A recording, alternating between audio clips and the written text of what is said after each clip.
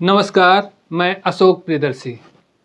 आज एक बुरी खबर है। बुरी खबर उन लोगों के लिए जो के पाठक को जाने का इंतज़ार कर रहे थे। के पाठक एक चर्चित आईएएस अधिकारी रहे हैं, शिक्षा विभाग के अपर मुख्य सचिव रहे हैं और वो जब छुट्टी पे गए थे तो एक अटकलों का बड़ा दौर चल रहा था कि के पाठक चले गए, पद का त्याग कर दिए। लेकिन उन लोगों के लिए आज का जो दिन है बुरी खबर लेकर आया है। के पाठक फिर कमबैक हो गए हैं। के पाठक फिर अपने पूरे रौब के साथ उन्होंने पद भार ग्रहण कर लिया है।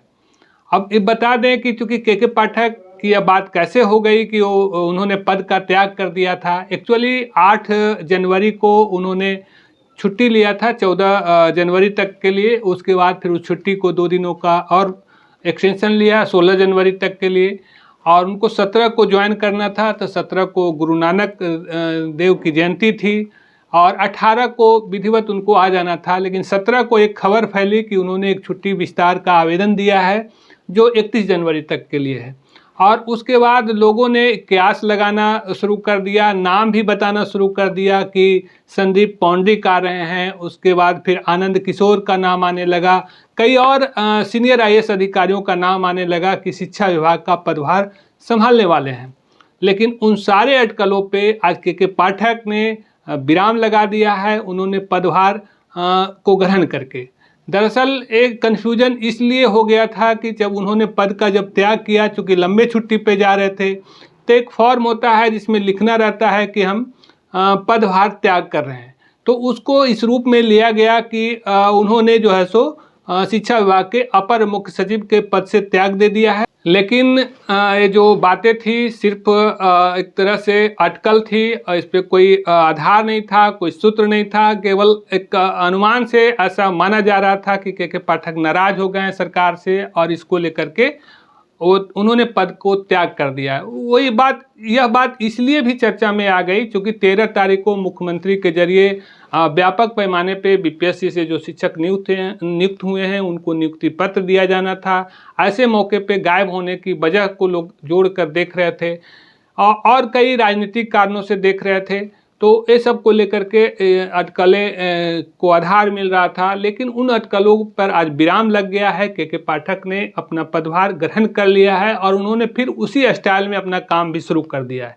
और आपको बता दें कि 11 दिनों तक जब के पाठक छुट्टी में गए तो इस दौरान व्यवस्था पे असर दिखना भी शुरू हो गया। कई स्कूलों में लेट लतीफ़ी या जैसे सबसे बड़ा काम जो अभी शिक्षक नियुक्ति का जो पोस्टिंग वाला था, ये सब सारा काम एक तरह से लटक गया था। कई ऐसी चीज़ें थी जिसको लेकर के और लचर व्यवस्था, चूँकि अधिकारी भी थोड़ा सा स्थिर हो गए थे कि अब के पाठक चले गए हैं, अब दूसरे अधिकारी आएंगे, फिर अपने हिसाब से काम होगा।